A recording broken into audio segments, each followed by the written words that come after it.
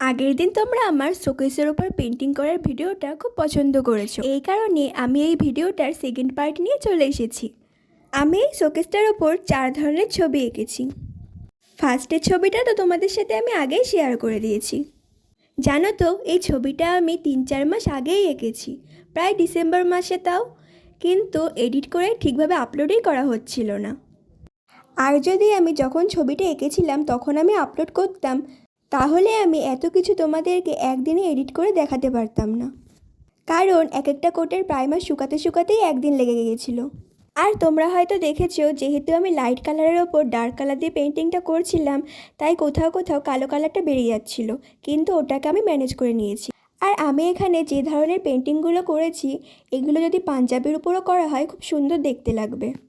শোকেসের ওপর ছবি আঁকার আর একটা পার্ট তোমাদের সাথে আমি শেয়ার করব, সেটাই হবে লাস্ট পার্ট, আর ওখানেই আমি পুরো ছবিটা তোমাদেরকে দেখাবো।